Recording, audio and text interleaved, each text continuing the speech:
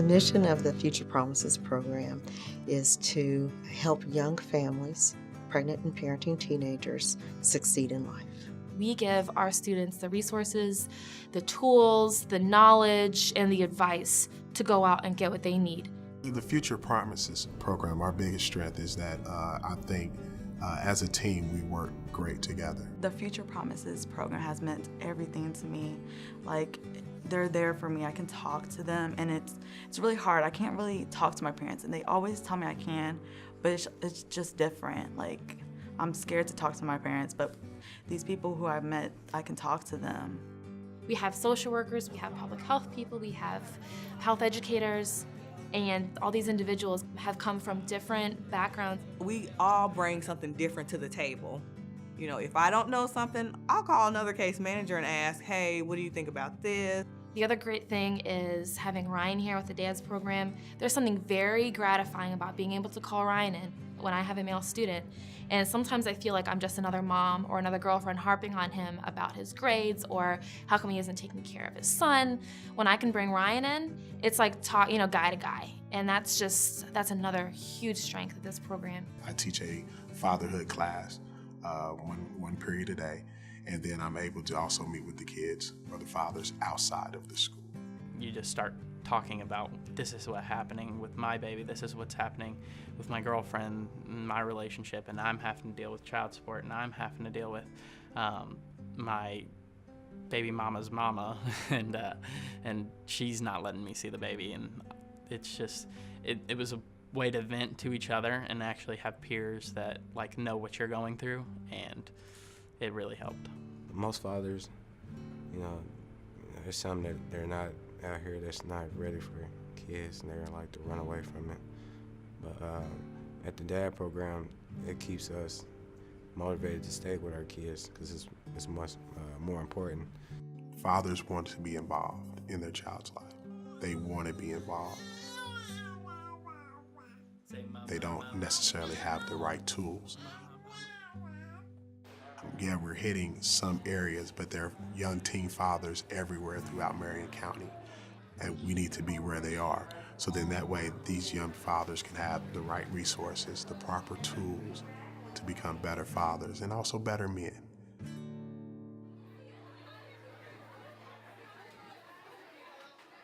They do the incentive store, and your attendance is very important, your grades are very important, and as much as your grades are important anyway, it was even more important because the higher your grades were, the better your attendance was, the more points you get to go into the store. It was really good because like some things we don't always be able to get. It's like I got extra diapers that I needed, like little snacks, toys.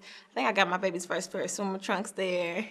He's benefited a lot because it's helped out with me not buying him a car seat and save a little extra money where that could have gone to his future college fund.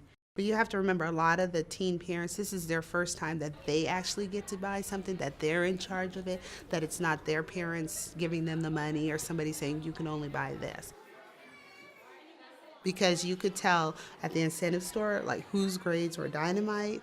But then, on the other hand, even the ones who had lower grades, they were proud of the fact that they brought their grades up, that they were able to purchase things from the store. And I think I like also in the store aspect of it, when sometimes the students whose grades are higher, even if they're in need, they'll turn around and say, well, you can have some of my stuff because I have a lot. And I think that's where you're like, okay, I see what it is, and I appreciate it. Good evening, everyone. If you could please take your seats as the program is about to begin.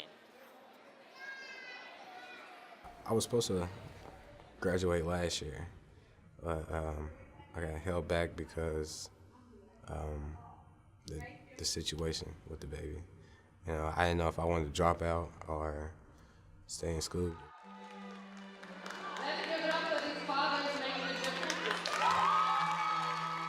Once Future Promises came, I thought I would stay in school, not drop out. And ever since I did that, it changed my whole life around.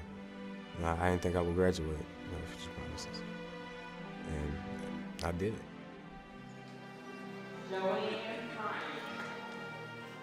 I, at one point, thought I was going to give up But I knew at the end I was gonna graduate because I was lucky to have all my credits and to have focus throughout my freshman, sophomore, and junior year to get to where I am. I cried like a big old baby the day I graduated. I couldn't get me to cry before I got there. I cried when I got there. I cried in line. I cried sitting down. Xeria Mason. Didn't cry when I walked across stage. But afterwards, I cried some more. I think I even cried the day after that. The biggest accomplishments that I feel for a lot of the program participants, I feel it's on graduation day.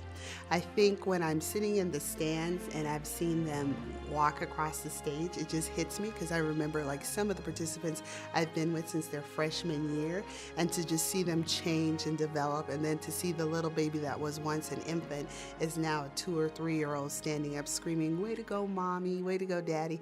That's like when I feel like it's the biggest accomplishment, just seeing them graduate. And an extra piece to it is when they come in and they say, "Oh, here's my college application and I'm going to college." I feel like that's just like, okay, we've done our purpose. We've given you the support to move forward. Even though you have children, you can still go off to college. When we go to these schools, we typically try to show them, of course, the campus, but we also try to show them where family housing is, other resources like where they can find childcare, those types of things they would need away from the city. They really enjoy it because a lot of students don't have the opportunity to leave the city. We've gone to Ball State, Indiana State, University of Southern Indiana, and Vincennes. Like, these are places that a lot of students can't get, really have not ever been out of the city of Indianapolis or even their side of town. And we've had a lot of students actually apply when we go to these schools too and get accepted. And a lot of times the school will waive the application fee as well when we're there.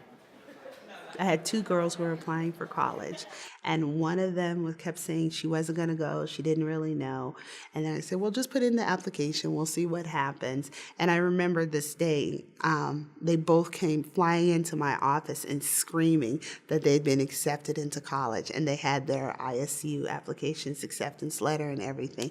And it was just nice because you just saw this automatic bond between them. And then particularly the one who thought she wouldn't get into college, she was just crying unbelievably. She's like, "They want me, they really want me." And I'm like, yeah, they do. And they went away to college together at ISU. So I partnered here at Wishart with Volunteer Services, Scott Larson, who's been awesome, because what he did is he helped me put the kids within the departments that were available. And he's been kind of like the liaison here at Wishart to help us out with different things.